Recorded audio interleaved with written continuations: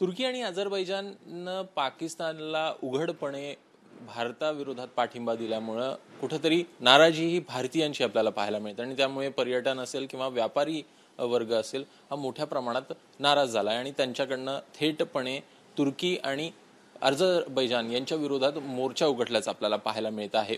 व्यापाऱ्यांकडनं आज थेटपणे जो व्यापार आहे तो बंद करण्याचा इशारा देखील देण्यात आलेला आहे आणि याच एकूण या दोन्ही देशांचे भारतासोबत संबंध कसे आहेत, नेमके हे दोन्ही देश कशा प्रकारे काम करतात आणि नेमका त्यांचा बिहेवियरल पॅटर्न आहे हे आपण समजून घेणार आहोत. माझ्यासोबत चंद्रशेखर नेने सर आहेत, आपण त्यांच्याशी बातचीत करूया. सर, एकूण भारताचे आणि या दोन्ही देशांचे संबंध नेमके कसे आहेत याच्या अगोदर जर का बघायचं म्हणजे स्वातंत्र्यापासून ते आतापर्यंत. तुर्की आणि अझरबैजान. आता अझरबैजान हा देश पूर्वी सोव्हिएत रशियाची एक कॉलनी होती. म्हणजे सोव्हिएत रशिया मोठा जेव्हा देश होता त्याचा भागच होता, कॉलनी म्हणण्यापेक्षा त्याचा भाग होता. आणि त्याच्यानंतर सगळे 1990 साली जेव्हा रशियाचं विघटन झालं तेव्हा हा देश स्वतंत्र झाला. परंतु स्वतंत्र झाल्यानंतर सुद्धा याच्यामध्ये आधीचे जे कम्युनिस्ट रूलर्स होते त्यांचाच मनुष्य तिथे निवडून आला आणि ते सगळं ठीक चाललं होतं. पण तिथे मुळात मुस्लिम लोकसंख्या जास्त आहे, जास्त म्हणजे 90% मुस्लिम तिथे आहेत. तर त्यामुळे त्यांनी त्याचं लवकरच मुस्लिम देशामध्ये परिवर्तन केलं. म्हणजे सुरुवातीचं कम्युनिस्ट म्हणजे धर्म मानत नाहीत, पण इथे धर्माचा प्राबल्य थोडं वाढलं.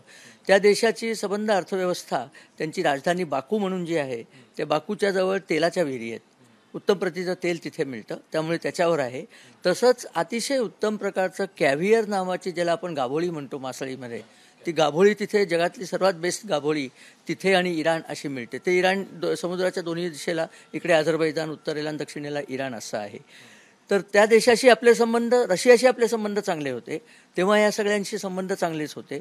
आणि नंतरसुद्धा काही विशेष भांडण करण्याची गरज पडली नाही, कारण यांचं आपलं काही वादच नव्हता.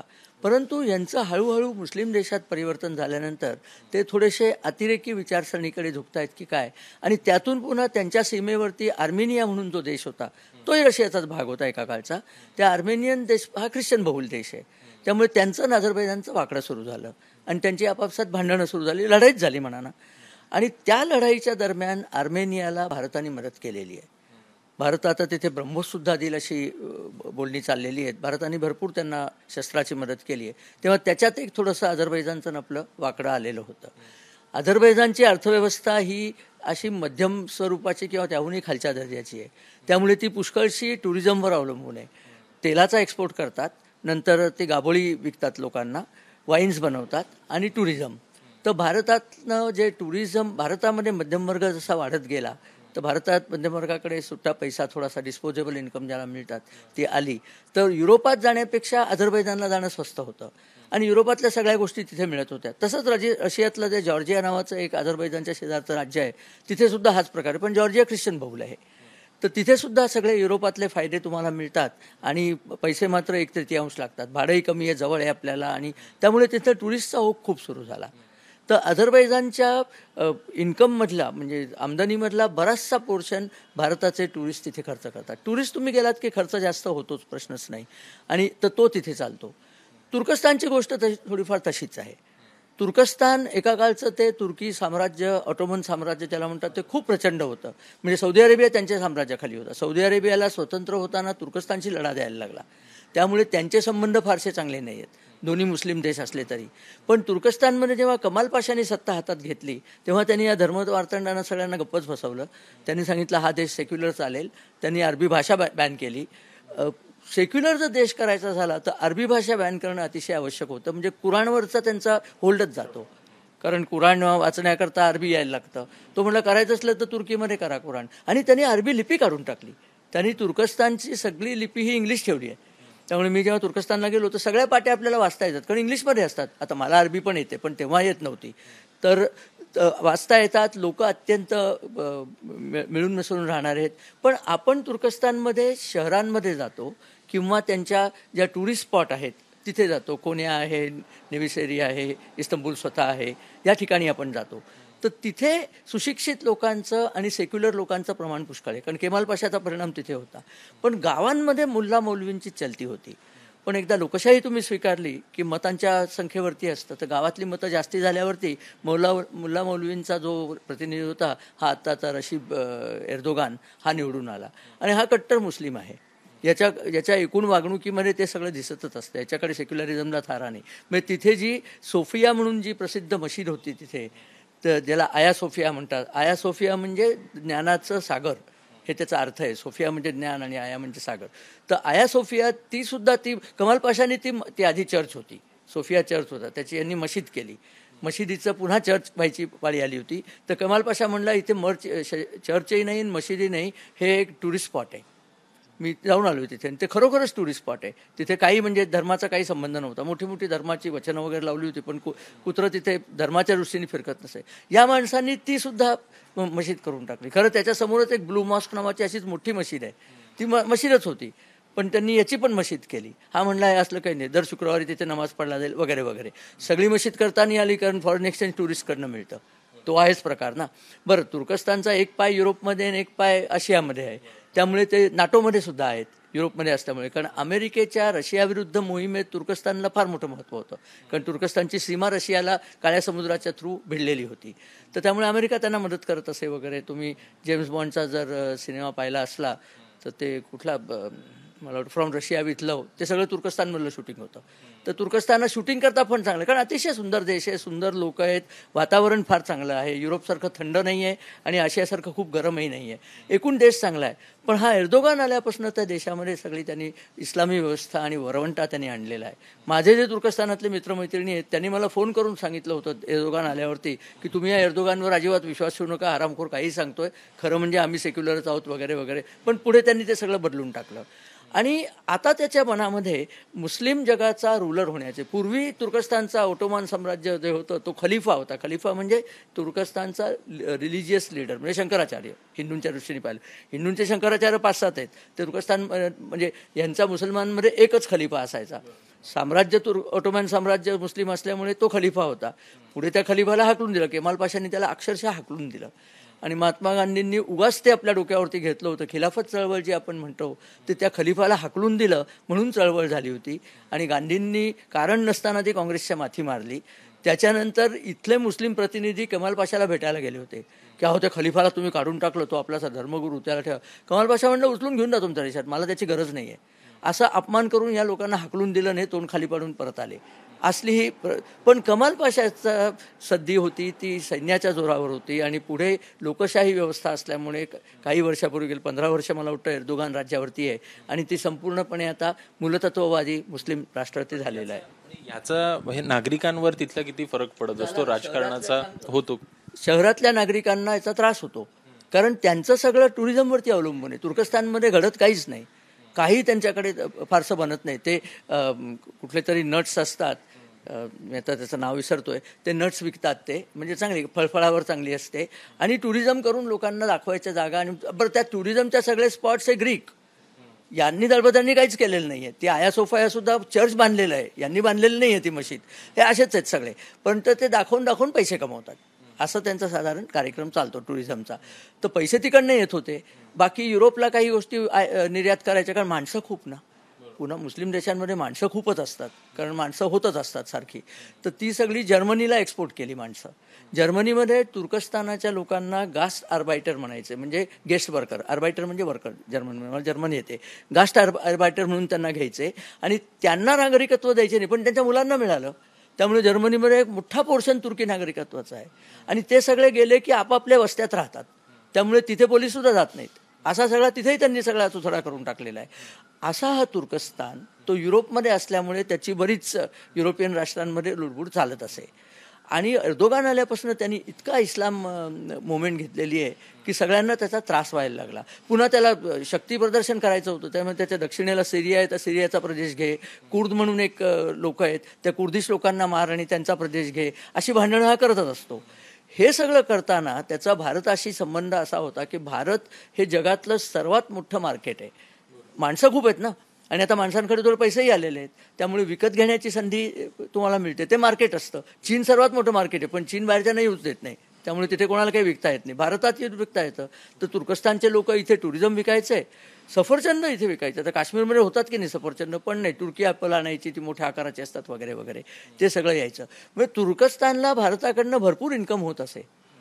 तरी या दळभद्राला बाजू कोणाची घ्यावीशी वाटली तर पाकिस्तानची बाजू का घ्यायची? कारण पाकिस्तान मुस्लिम राष्ट्र आहे.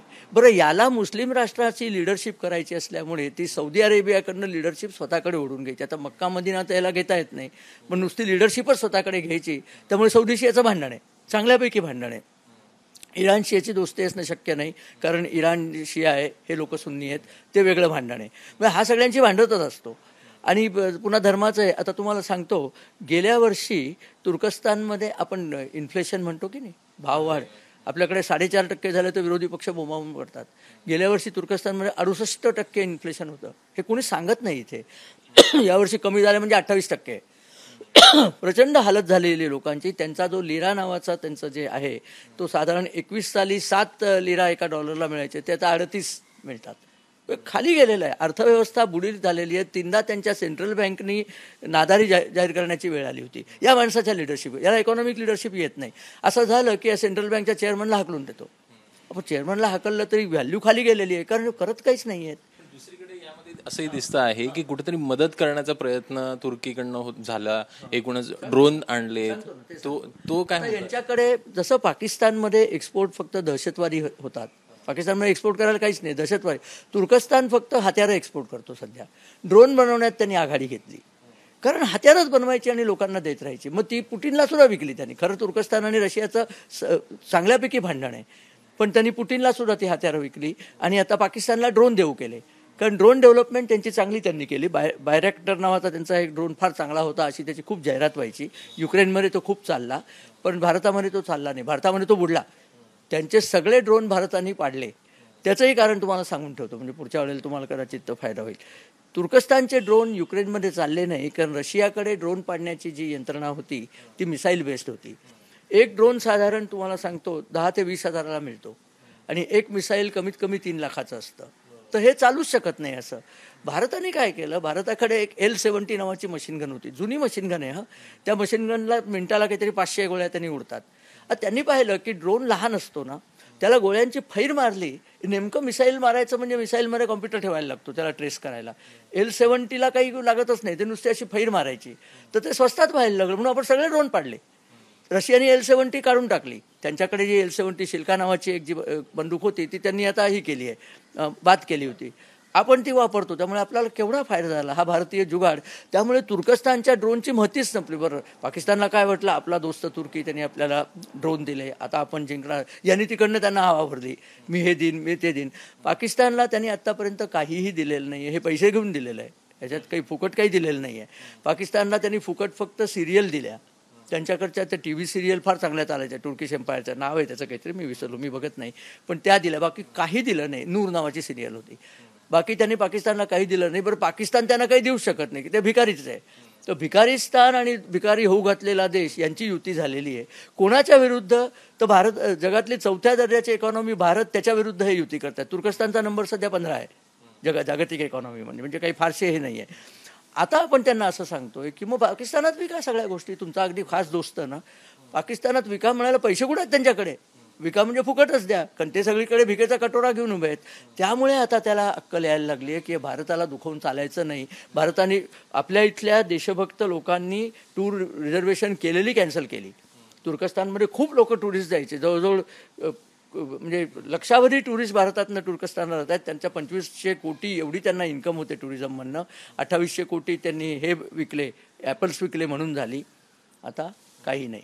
आपण सांगितलं आम्ही देत नाही, आणि मग तिथनं तुर्कीचे जे याचा टुरिझम मिनिस्टर आहे त्यांनी येऊन सांगा, अहो आम्ही फार छान तुम्हाला सर्व्हिस देतो, आमच्या इथे सुरक्षा आहे, तुम्ही काही काळजी करू नका, या ना वगैरे. आपण सांगितलं गेट लॉस, पाकिस्तानावरनं टुरिस्ट न्या तुम्ही, ते बंदुकाही घेऊन जातील बरोबर, तुमचे चार माणसंही मारून येतील तुमच्या इथे.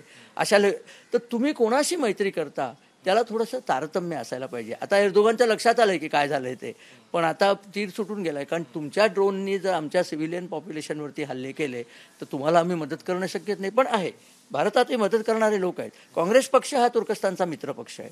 जे जे या देशाला विरोधी आणि दुष्ट आहेत ना, त्यांच्याशी काँग्रेसची मैत्री घट्ट असते. पाकिस्तानची काँग्रेसची मैत्री आहे, तुर्कस्तानची मैत्री आहे. त्यांचं ऑफिस आहे इस्तंबूलला, ऑफिस काढून काँग्रेस कोणाची मतं मिळवणार आहे? का त्यांचे महनीय नेते तुर्कस्तानमधून निवडणूक लढवणार आहेत? तिथे त्यांना चालणार नाही, कारण त्यांना हिंदू काफीर चालणार नाही. हे जरी स्वतःला किती म्हणत असले सेक्युलर, पण तिथे त्यांना काफीरच म्हणतात. त्यामुळे कशाला हे करतायत? आणि अजूनसुद्धा काँग्रेस पक्षांनी सरळ सांगितलं नाही की तुर्कस्तान आम्हाला नको आहे. अजूनही त्यांचं प्रेम, तुर्की प्रेम, मग जा तिथे. पुढचं जर का राजकारण पाहायचं म्हटलं तर कशा प्रकारे असू शकेल? कारण की ज्या घटना घडायच्या त्या घडल्यात, त्यानंतर पण अर्दोगान अजूनही आपल्याला सत्तेवर पाहायला मिळतो. अझरबैजानमध्ये पण मुस्लिम राष्ट्र असल्यामुळे तिथं पण तशाच प्रकारची सत्ता आहे. पुढचं राजकारण कसं असं? आर्मेनिया अझरबैजानची लढाई आहे. त्या लढाईमध्ये भारत आता आर्मेनियाला आणखीन चांगली मदत करेल, ब्रह्मोस देईल त्यांना. त्यामुळे आर्मेनियाचा निकाल लागेल. तुर्कस्तानचे ड्रोन कोणी आता विकतच घेणार नाही, कारण ड्रोनचा इलाज सापडलेला आहे. आपण आता L-70 बंदुका एक्सपोर्ट करू की ड्रोन आले ठोका चाल्यांना. त्यामुळे तुर्कस्तानची ती इंडस्ट्री बंद पडणार आहे. दुसरी इंडस्ट्री त्यांच्याकडे नाहीच आहे. बरं, लोकसंख्या प्रचंड आहे. त्यामुळे माझा असा अंदाज आहे की येत्या वर्षभरात तुम्हाला एर्दोगानचं सत्ता गेल्याचं दिसेल. कारण लोकांना 38% इन्फ्लेशन हे भयंकर आहे हो. माणसांना जेवाय खायचे. पाकिस्तानात जसं आहे, पाकिस्तानात इन्फ्लेशन मोजतच नाही चालली, कारण जेवायला पीठच नाही आहे. इन्फ्लेशन मग मोजायला तरी तुम्हाला पोळी खायला लागेल ना, तर पोळीच मिळत नाही. तर तसं तुर्कस्तानची अर्थव्यवस्था गटांगल्या खाती आहे. ती अर्थव्यवस्थेने गटांगल्या खाल्ल्या. आणि युरोपलाही तुर्कस्तान आता आवडेनासा झाला आहे, कारण ते सगळे जे सिरियातनं वगैरे निर्वासित गेले ते वाया तुर्कस्तान गेले. तुर्कस्ताननी सगळ्यांना युरोपात ढकललं, स्वतःकडे नाही ठेवलं. हे फार चतुर असतात. मुस्लिम निर्वासित स्वतःकडे ते ठेवत नाहीत, ते ख्रिश्चन राष्ट्रात पाठवतात. तर हा उद्योग त्यांनी केला. त्यामुळे तुर्कस्तानचा आता तारा बुडत चाललेला आहे. फार त्याच्याकडे लक्ष द्यायची गरज नाही. आणि नीचपणा असा की 6 फेब्रुवारी 1983 माझा लग्नाचा वाढदिवस आहे, म्हणून मला ते लक्षात आहे की 40वा वाढदिवस होता. त्या दिवशी तुर्कस्तानमध्ये भयंकर भूकंप झाला. त्या भूकंपाला मदत म्हणून भारताने सर्वात पहिल्यांदा आपली माणसं तिथे पाठवली. ऑपरेशन दोस्त त्याला म्हटलं गेलं. तिथे गेल्यावर एर्दोगाननी वा किती छान भारताने मदत पाठवली म्हटलं. पण ते काय आहे की सापाला तुम्ही मदत जरी केली ना तरी तो चावतोच. मदतीच्या हाताला चावणं त्याचा धर्मच चावणं आहे. ते तुर्कस्तान करतोय. ते आता लक्षात आलं. माझ्या मते मोदींच्या इथे आता लक्षात आलं, सगळ्या जगाच्या लक्षात आलं. या राष्ट्राला कोणीही कुठेही मदत करणार नाही. हे असंच गटारात जाऊन पडणार आहे. त्यामुळे त्याच्याकडे आता फार लक्ष द्यायची गरज नाही. पण बायकॉट टर्की आणि बायकॉट अझरबैजान तर मच्छर आहे, म्हणजे त्याकडे बघायची गरज नाही. जॉर्जियात जा, तुम्हाला अगदी तेच सगळं जॉर्जियात तुम्हाला मिळेल. त्यामुळे अझरबैजानमध्ये जाण्याची तुम्हाला अजिबातच गरज नाही. उझबेकिस्तानात जा, ते मुस्लिम राष्ट्र असलं तरी ते भारताचं मित्र राष्ट्र आहे. दुसरी महत्त्वाची म्हणजे 57 मुस्लिम राष्ट्रांचा मिळून एक OIC जो आहे, ऑर्गनायझेशन ऑफ इस्लामिक कंट्रीज, त्याच्यामधले हे 2च नग असे आहेत, 3, अझरबैजान, तुर्की आणि पाकिस्तान. बाकी सगळे भारताला सपोर्ट करतायत. तेव्हा त्याचं कारण असं आहे की सौदी अरेबिया तिथे मुख्य आहे ना. सौदी अरेबियाला तुर्कस्तान आवडते. बरं, तुर्कस्तानकडे पेट्रोल पण नाही आहे, तेही भीक मागूनच आणतात कुठनं तरी. त्यामुळे त्यांचं काय आता भविष्य फार आहे असं वाटत नाही मला. नाटोतनं सुद्धा त्यांना हाकलून देण्याच्या गोष्टी चालू झालेल्या आहेत. कारण नाटोमध्ये काय झालं, तुम्ही नाटोत जर असलात ना तर नवीन नाटो मेंबर घेताना सगळ्यांनी हो म्हणायला लागतं. तर जेव्हा रशियाच्या याच्याकडनं फिनलँड आणि स्वीडन नाटोमध्ये यायला निघालं तेव्हा हे नाही म्हणले विद्वान. मग त्यांचं मनधरणी करून पैसे नाही मागितले काहीतरी. आणि तर त्यांच्याही लक्षात आलं की याला आपल्याबरोबर ठेवण्यात गरज नाही. जसं श्रीमंत अरब राष्ट्रांना लक्षात आलेलं आहे की पॅलेस्टिनींना आपल्याकडे ठेवण्यात पॉईंट नाही, ते तोंडेखलं खूप करतात पण एकालाही येऊ देत नाहीत. तशी गत आता तुर्कस्तानची होईल याबद्दल मला खात्रीच आहे. आणि पाकिस्तानला अजून 1-2 आपण मारणारच होता. तर आजच राजनाथ सिंगने सांगितलं की तुम्ही आगळीक केली की ठोकायचं. आणि आता आगळीक नाही केली तरी दहशतवादी आमच्याकडे पाठवले नाही तर तुम्हाला ठोकणार आहोत. त्यामुळे ते झाल्यानंतर तुर्कस्तान अनेक उघडा पडेल, कारण त्याचं कुठलंच यंत्र इथे चालत नाही, ड्रोन चालत नाही, काही चालत नाही, दुसरं देण्याची त्याची क्षमता नाही आहे. त्यामुळे तो आता हळूहळू अस्तंगत होईल असं मला वाटतं. धन्यवाद तुम्ही सविस्तर बातचीत केल्याबद्दल. तर एकूणच जी सध्याची परिस्थिती आहे ती सरांकडनं व्यवस्थितपणे त्यांच्याकडनं समजून आपण घेतलेली आहे. नेमकी अझरबैजान आणि तुर्कस्तानमध्ये नेमकं कशा प्रकारचं सध्याला राजकारण आहे, काय होतं आहे आणि काय नेमकी परिस्थिती आहे हे आपल्याला नेने सरांनी व्यवस्थित समजवलं आहे. कॅमेरामॅन सचिन शिंदेसह अभिषेक फ्रॉड, ABP माझा, मुंबई. ABP माझा, उघडा डोळे बघा नीट.